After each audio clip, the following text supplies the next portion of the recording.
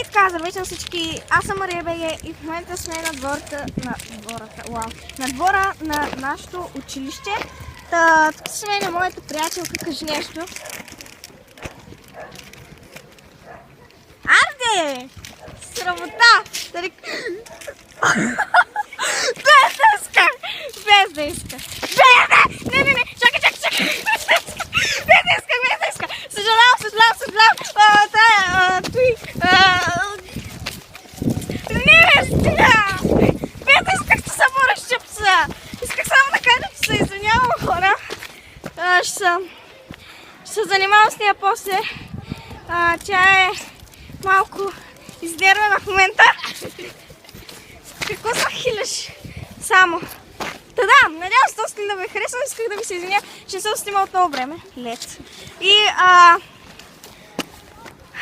виж, елате до мен, като за край на клипа. Надявам се да ви е харесал и до скоро!